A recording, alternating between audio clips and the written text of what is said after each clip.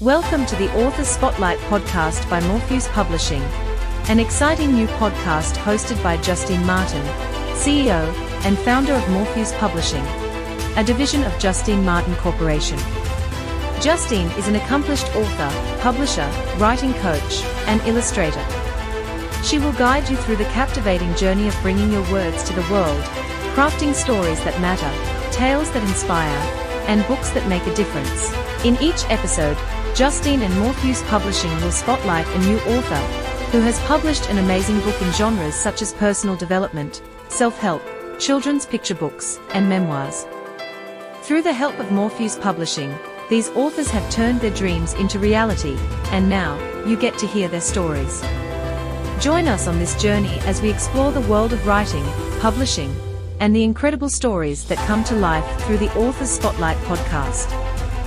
Welcome back, listeners, to Morpheus Publishing's Author Spot Case Showcase, whatever the title is at the moment. How are you going, Amy? Yeah, really good, Jazz. How are you? Yeah, good. Today I've got with me Amy Aquilini from Ingham in Queensland, and Amy has written a book called Our Mum is Different. So, Amy, we're about to launch that book this week. How are you feeling about it? Oh, I'm so excited. It is time. It is time, isn't it? So this has been in the making for a little while. Yeah, for a little while. Writing a children's book, I found so much more challenging than sharing my story. But I did it. Like, don't ever say that, I'll never be a functioning member of society again, because I will prove you wrong. So let's talk about that, Amy. Can you tell me about the inspiration behind Our Mum is Different and why you decided to write it? So I wrote it because there's not too many educational books out there for children with dealing with a parent with a disability. So I have a brain injury, and it has made mum life very challenging, to say the least. Yeah, so let's talk about, just to interrupt you there, let's talk about your accident that led to so you've got a traumatic brain injury and I have an acquired brain injury. What's the difference between the two? So traumatic brain injury is the trauma you sustain in an accident that your brain sustains. An acquired brain injury is something you acquire. Caused by a disease. So one's caused by like a disease, the other is caused by a traumatic incident, so an accident that's happened. So you had an accident 10 years ago, is that correct? 11 in September. Yeah. Ooh. Yeah, so I flatlined twice, had a Glasgow coma score of 3, which from my understanding means that you're either going to be a vegetable or you're never going to be, or you're going to die.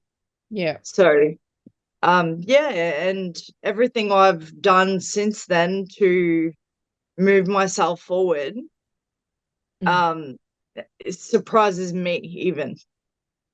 Let alone the medical professionals and your family and all your friends as well, because you continue to evolve, and writing this book has been an evolving part in your journey as well. So the book highlights your journey as a mother living with a traumatic brain injury, a TBI. Can you share how your boys have adapted to your physical limitations? So you've got Jack and Harry. How old are they? So Harry is 5 and Jack is 7. Yeah. And Jack's at the age now where he gets in and he helps, and I'll do this because it'll make mum's life easier. Harry's still at that 5-year-old stage, which is fun to say the least, but he's learning, because even Jack goes, Harry, you can't do that because it'll make mum mad, or like stuff like that. But I've worked really hard on my behaviors as well, so that it no longer impacts my boys. And the flow that we have created in our family, there are people without disabilities that don't have that. 100%. So I'm so bloody proud of myself with everything I've done. And like, I have been a mess along the way, as you are aware. But I've always pushed myself to do better, be better, you know, because I knew what I was capable of. Yeah, 100%. This story is deeply personal. What were some of the emotional challenges in writing about your family's experiences? Oh, wow. Yeah, it was a journey. Probably, so when I first sustained my traumatic brain injury, the anger that was brought up in myself, not directed at anyone, but I didn't know how to portray that. Sorry, I've kind of lost it a bit here. We call And these so I brain was farts. For anyone that's listening, when you've got a TBI or an ABI, your cognitive function doesn't quite work normally, and we lose things quite easily. So that'll happen to Amy through this conversation. It'll also happen to me as well. but I used to get really angry because I knew that that wasn't me, but I was just so frustrated because I couldn't get out what I wanted to say. Yeah. So I would just get angry. I would punch things, I would break things, because I just couldn't deal with myself, let alone everything else. Yeah. And that was quite challenging for my family to overcome. And they have finally gotten to the stage where they know now that I'm okay. So I think a lot of it, I was kind of, I felt I was past it, but because they couldn't let go of that person I had become, it made it really challenging for me to move forward. Or that person that you were. Yes. Yeah. Yeah. Have you ever thought about writing your own book? Join the Morpheus Publishing Writing Group program and turn your dream into reality. Contact Morpheus Publishing today and start your journey to becoming a published author. So writing the book about your boys, how did that make you feel? Really, really empowering. It was a really empowering journey. Even just sitting with them and, oh, hey guys, what's mum like when I get angry, or how do you see me when I get angry, or asking them questions to write the book. And so it wasn't just me writing a children's book. It was a collaboration of me and my children, where at night we would sit there quietly, ask questions, talk about our life pretty much. And I've put it all into a book now. Yeah. It's so good. So good. So Yeah. I've got a question here. This might sound a bit strange. How did you find the process of collaborating with an illustrator? Oh, wow. Well, considering that was the first time I've done it, you made my life so much easier. Like, I think too, because of our connection, right? It did make the process a lot easier, because I have a lot of trust issues, and that stems back to my childhood. That's not even because of my brain injury or disability.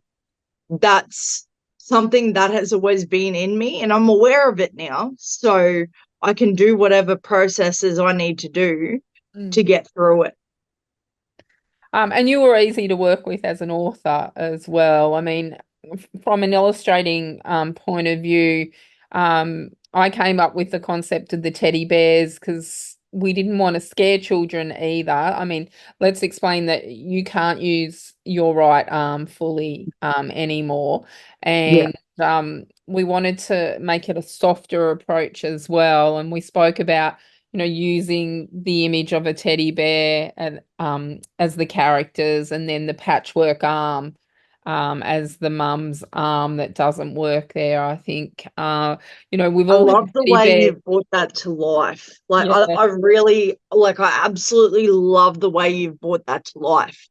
Well, it And came back, Amy, from my mum's teddy bear, which I still have, that she got when she was about 5 or 6. And the ear is actually safety pinned on. And, oh, really? and it's only got one eye. And I thought, we have these teddy bears that fall apart and we stitch them up and we love them. And I felt that was, where I wanted to go with the image and the illustrations and using the patchwork one. So, here's the book here for those that are watching the vlog, and you can see the patchwork arm, Amy and Jack and Harry on the front cover there. So you Can made you that open up my sorry.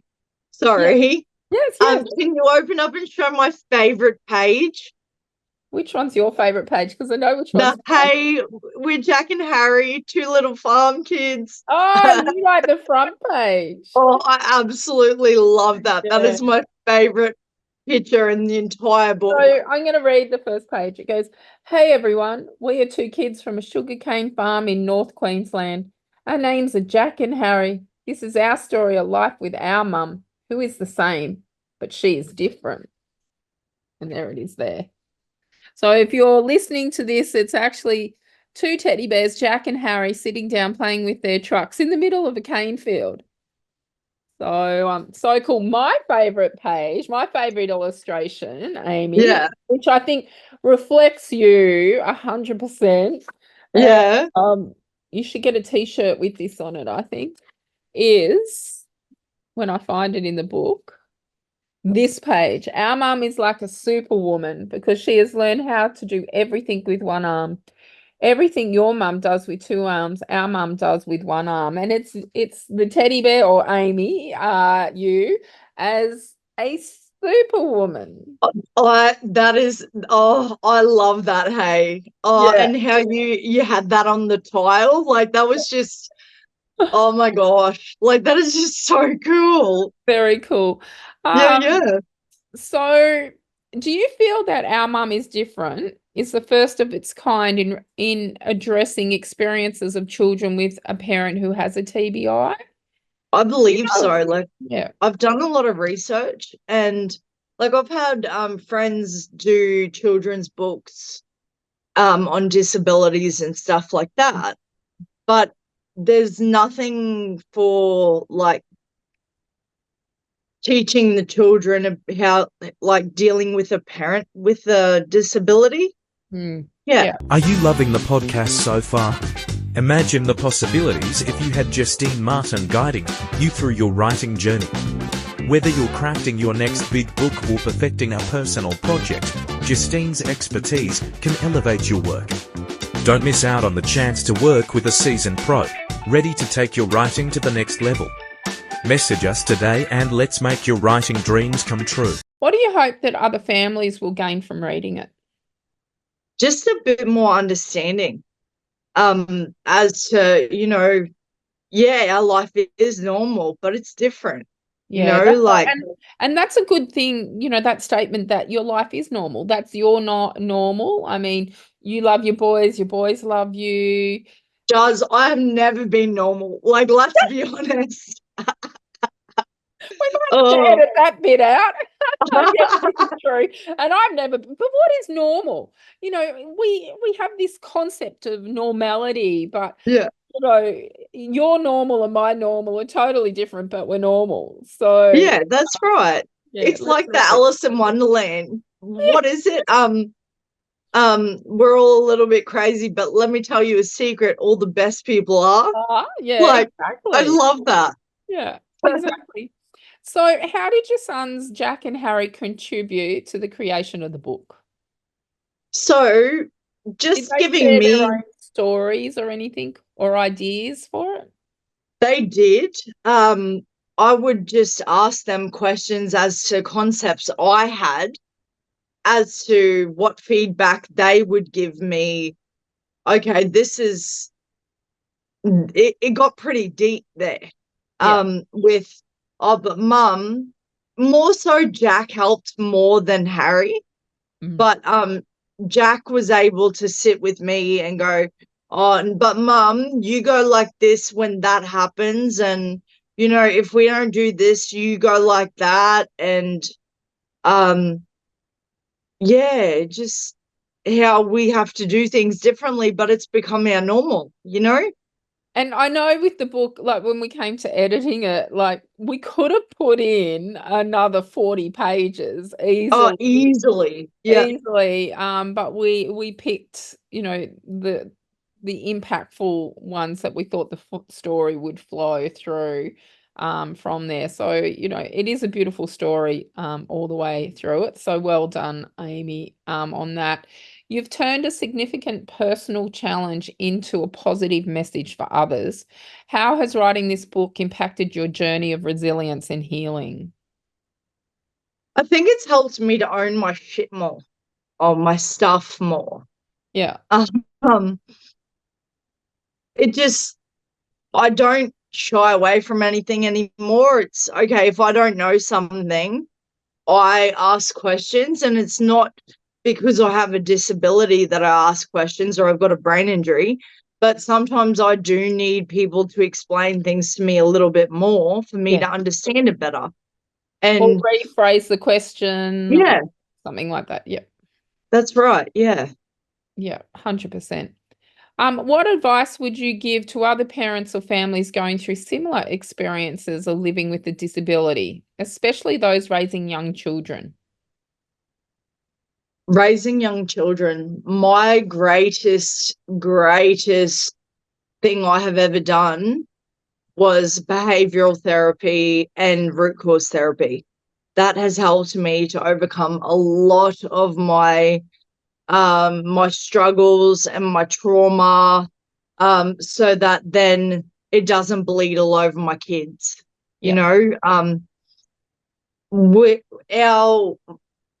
Our generation, or whatever you want to say, like, we're the helpers and the healers, so let's be the helpers and the healers. Let's you've not got to help project. and heal yourself first. That's right. That's exactly right. Yeah, do it with those. And I mean, I know I live with a disability as well, and you've got to look after yourself first and get your head right. So then, you are not projecting that onto those that are around you, especially your children, but also to normalize your disability.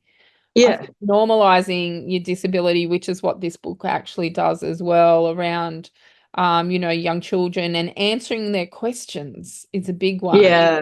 Especially when they see people out in society, and they may look different, or they're in a chair, they're using a mobility device. It's to be honest and answer their questions on why that person is different. Yeah, well, there are days where the boys are, oh, Mum, we want to go to the park, or we want to go bike ride, rah, rah. And like, I've had a really full-on day. Guys, you just got to let Mum lay down for half an hour, and then we'll go do something. Oh, okay, your brain's tired. Hey, Mum. Yeah, bud. Yeah, like that. They know, and they're aware. And they know that sometimes we can't do what they want to do right now, but I'll do my best to make it happen. Yeah, like when I'm able to. Being honest with your kids, yeah, definitely protecting them, but also being honest. So I was doing a little bit of research, Ames, on our book, and I believe, because I can't find it anywhere, that this is the first time in history that someone with a traumatic brain injury and someone with an acquired brain injury have actually written and illustrated a book. That's amazing. Hey, like, collaboration is so bloody powerful. 100%. 100%. But how good is that? Like, so two females with a disability have gone on to create something that, has never before come into the world. No, that's right. That is just really powerful. Yeah, and I can't wait to see it absolutely everywhere. So lastly, what's next for you? Do you plan to continue writing more books about your family's experiences or perhaps explore other topics? So I'm probably going to, I definitely want to stay in the children's book niche thing there for a little bit, but that won't happen anytime soon. My next big thing is sorting out my personal life. Yep. So that then I have more opportunities I can chase. Because at the moment it's just not happening the way I want it to. So I'm going to make it happen the way I want it to. Yep. I have to finish doing one of my courses. That's my next thing in October. I've put it to, that'll just make it happen so much quicker and less stressful. You've got a plan of attack going forward. There's definitely a plan. That's good. Yeah. I was told about 2 months ago when I was having a bit of a freak out, you need to make a plan.